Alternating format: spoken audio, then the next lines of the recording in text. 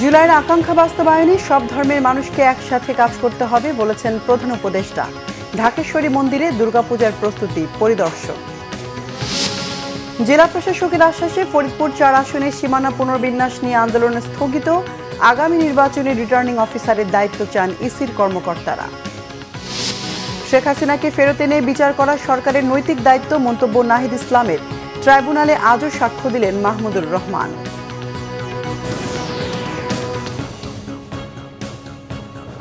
দেখছিলেন crown cement সংবাদ শিরোনাম। এবার বিস্তারিত সংবাদ। প্রধান উপদেষ্টা ডক্টর মোহাম্মদ ইউনূস বলেছেন, ধর্ম ও মতের পার্থক্য থাকলেও রাষ্ট্র কোনো ধর্মকে আলাদা করে দেখতে পারবে না, বরং সব ধর্মের মানুষকে সমান মর্যাদা দিতে বাধ্য সরকার। জুলাইয়ের আকাঙ্ক্ষা বাস্তবায়ন করতে একসাথে কাজ করতে আহ্বান জানান তিনি। দুর্গাপূজা উপলক্ষে হিন্দু সম্প্রদায়কে শুভেচ্ছাও জানান প্রধান উপদেষ্টা। রিপোর্ট সৈয়দ আব্দুল মুহিতের। আসন্ন শারদীয় দুর্গাপূজার সময়ে জাতিসংঘ সাধারণ পরিষদের অধিবেশনে যোগ দিতে দেশের বাইরে অনুষ্ঠান সূচি থাকায় আগেভাগেই ঢাকেশ্বরী জাতীয় মন্দিরের প্রস্তুতি পরিদর্শন করেন প্রধান উপদেষ্টা ডক্টর মোহাম্মদ ইউনূস। পরে শুভেচ্ছা বিনিময় অনুষ্ঠানে তিনি বলেন, মানুষের ধর্ম ও মতের পার্থক্য থাকলেও সবাইকে নাগরিক অধিকারের বিষয়ে সোচ্চার হতে হবে। যত ধর্মীয় পার্থক্য থাকুক, মতের পার্থক্য থাকুক, যত রকমের পার্থক্যই থাকুক,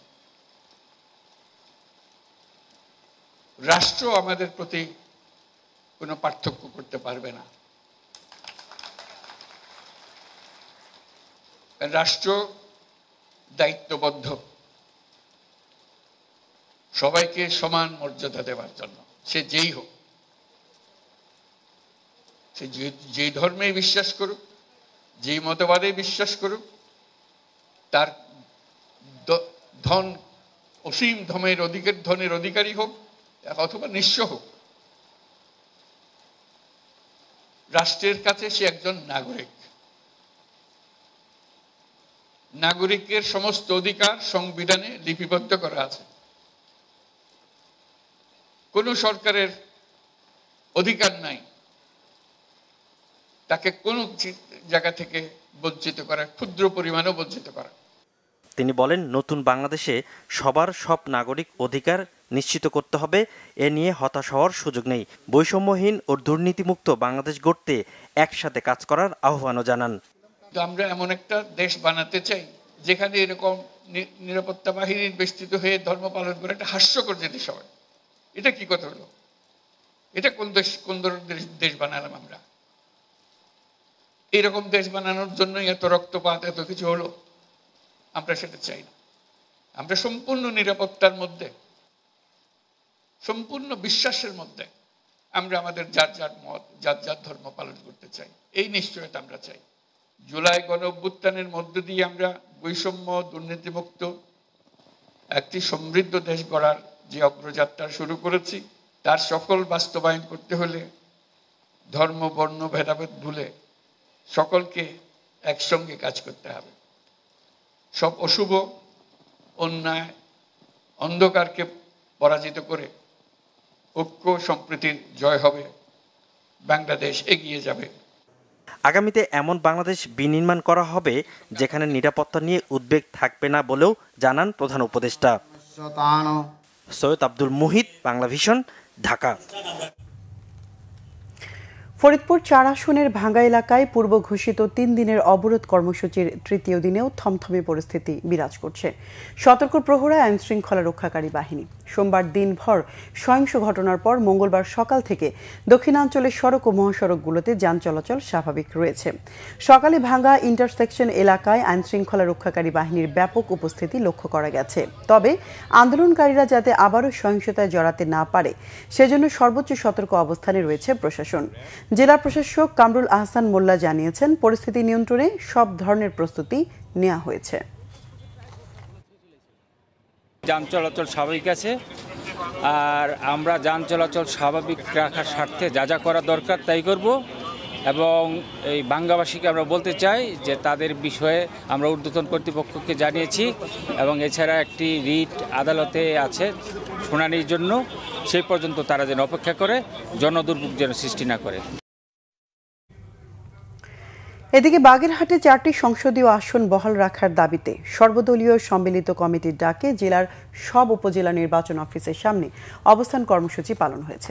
সকাল 9টা থেকে সর্বদলীয় সম্মিলিত কমিটির নেতারা জেলা নির্বাচন অফিসের সামনে অবস্থান নিয়ে বিক্ষোভ করেন। চলমান কর্মসূচির অংশ হিসেবে পূর্ব ঘোষিত আজ ও বুধবারের অর্ধ দিবস হরতাল প্রত্যাহার করেছে সর্বদলীয় সম্মিলিত কমিটি। এর পরিবর্তে জেলার সব উপজেলায় অর্ধ দিবস নির্বাচন অফিসের সামনে অবস্থান কর্মসূচি ঘোষণা করা হয়েছে। সনাতন ধর্মাবলম্বীদের দুর্গা উৎসবের প্রতি সম্মান জানিয়ে এই সিদ্ধান্ত নেওয়া হয়েছে।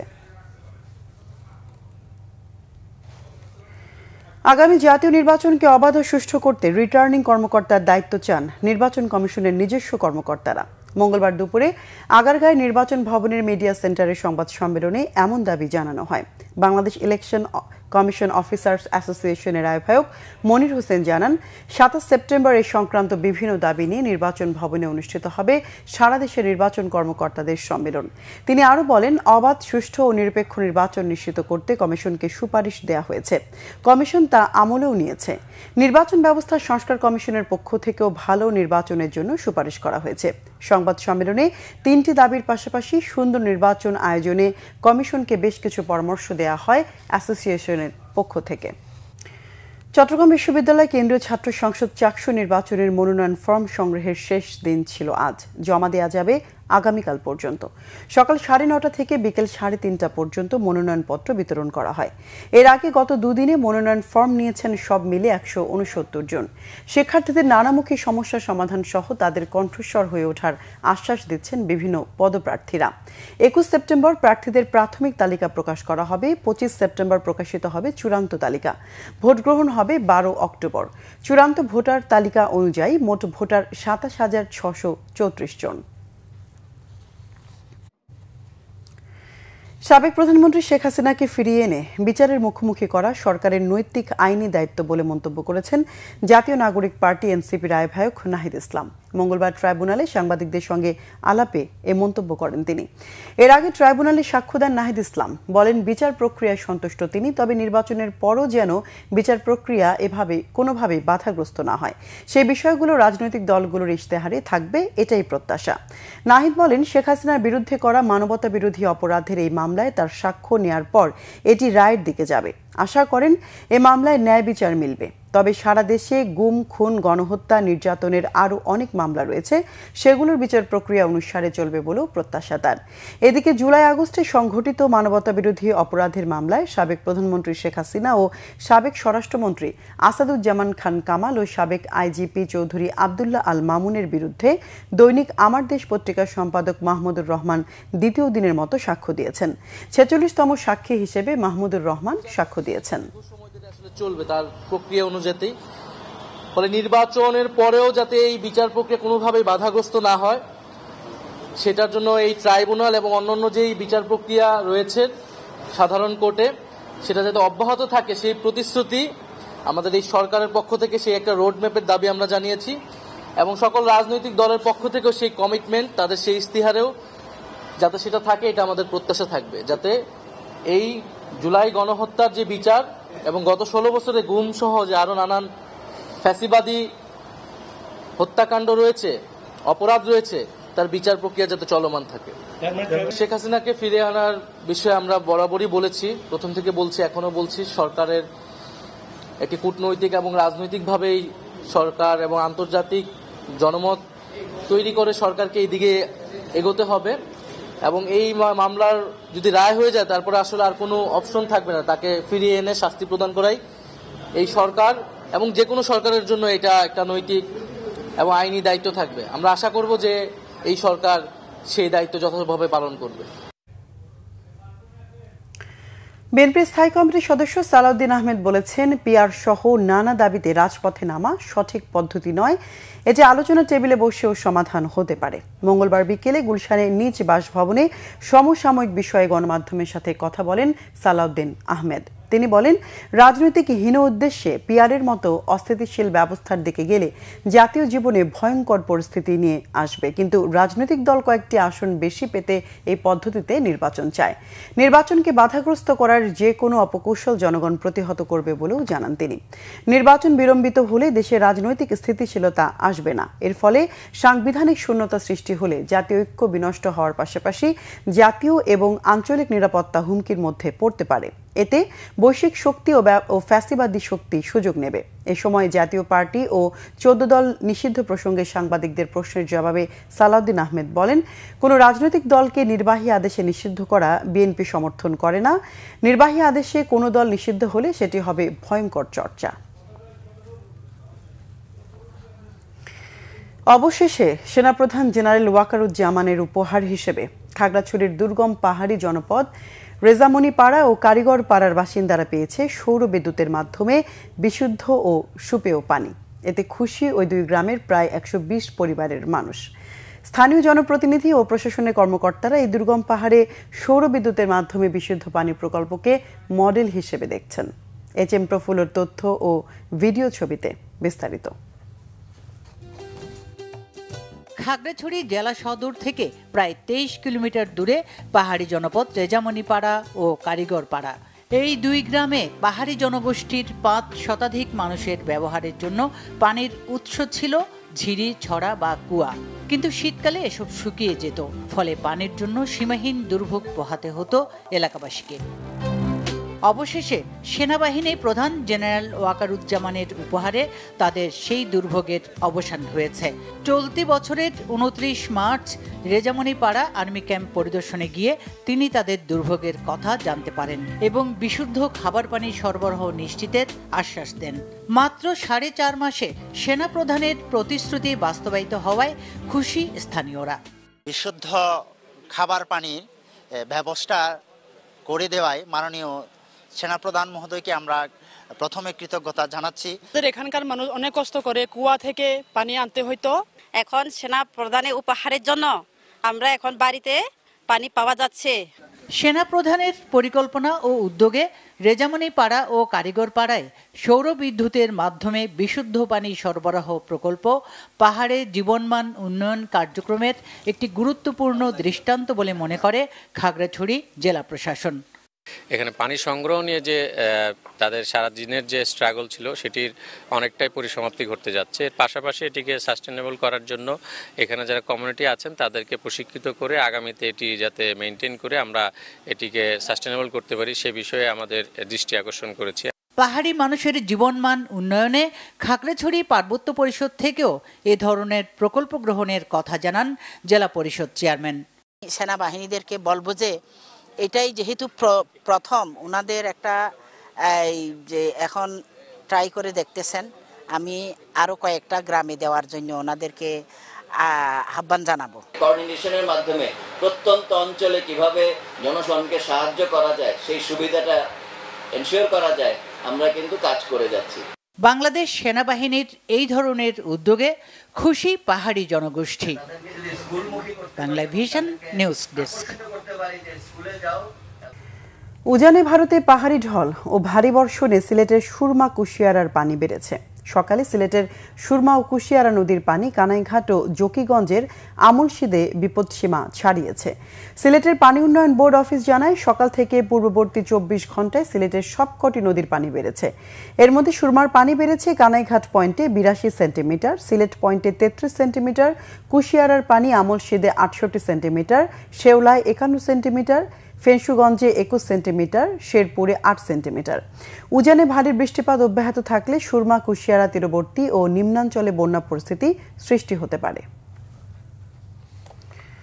বগুড়ার শিবগঞ্জ থেকে কুয়েত প্রবাসী স্ত্রী ও কলেজ পড়ুয়া ছেলের লাশ উদ্ধার করেছে পুলিশ। এদিকে গাইবান্ধার ঘাগট নদী থেকে শিক্ষিকার লাশ উদ্ধার করা হয়েছে। বগুড়া পুলিশ জানায়, 8 বছর ধরে বাড়ির মালিক ইদ্রিস আলী কুয়েতে থাকেন। বাড়িতে তার স্ত্রী ও ছেলে থাকতেন। কুয়েত থেকে দেশে ফেরার আগে বাড়িতে মেরামতের কাজ চলছিল। আজ সকালে কাঠমিস্ত্রি কাজ করতে গিয়ে দরজা বন্ধ পান। মোবাইলে রানী বেগমকে কল দিয়েও কোনো সাড়া না পেয়ে স্থানীয়দের খবর দিলে তারা দরজা ভেঙে ঢুকে মা ছেলের রক্তাক্ত লাশ দেখতে পান। পরে পুলিশকে খবর দিলে তারা লাশ দুটি উদ্ধার করে। এদিকে দুপুরে গাইবান্ধা সদর উপজেলার ঘাগট নদী থেকে তাসনিম আরা নাজ নামের এক শিক্ষিকার লাশ উদ্ধার করেছে পুলিশ। তিনি গাইবান্ধা NH মডার্ন সরকারি প্রাথমিক বিদ্যালয়ের সহকারী শিক্ষিকা হিসেবে কর্মরত ছিলেন। তিনি সদর উপজেলার পূর্ব কোমরনই মিয়াপাড়া এলাকার বাসিন্দা ছিলেন।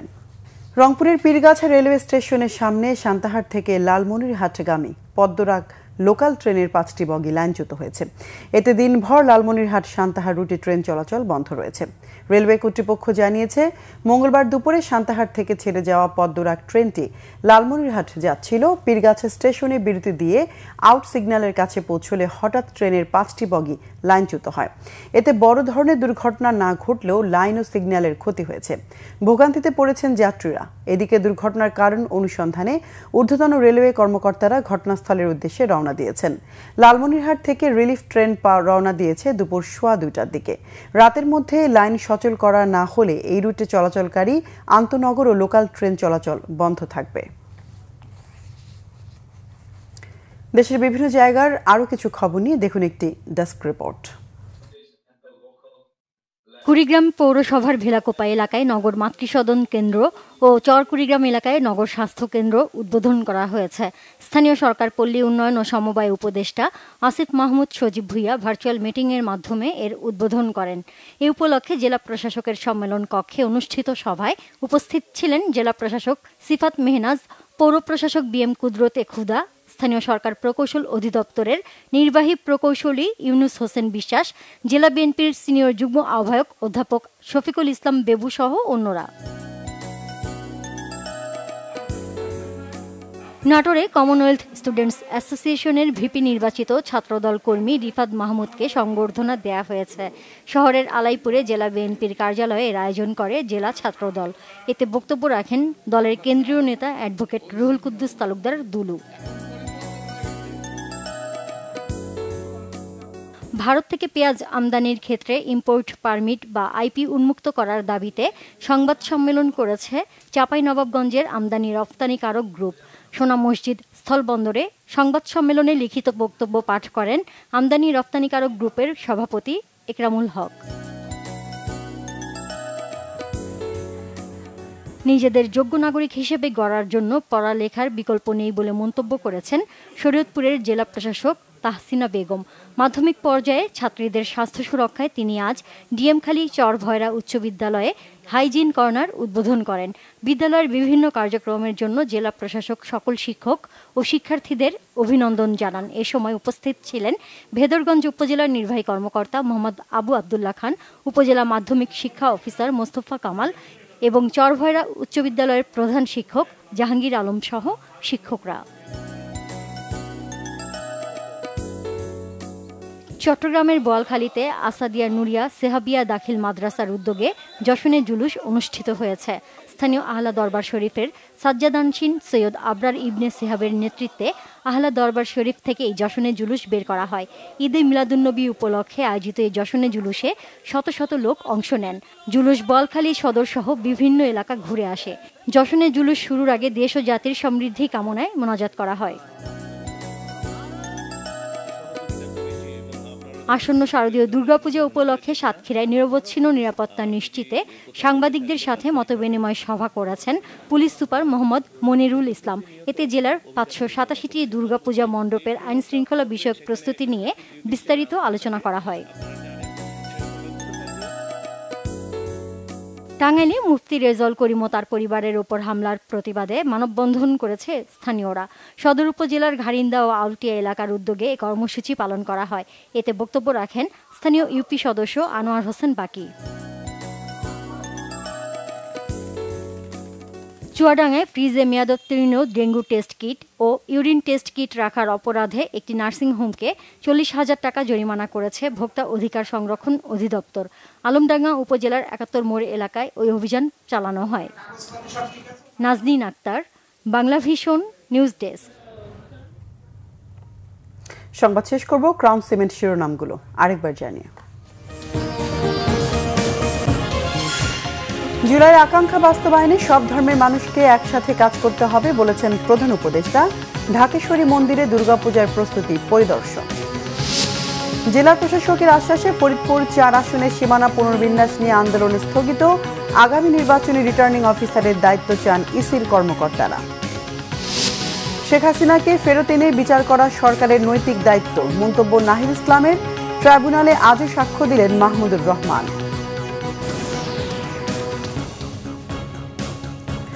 দর্শক, এই ছিল এখনকার মতো। পরের সংবাদ সন্ধ্যা 7:30টায় দেখার আমন্ত্রণ রইল।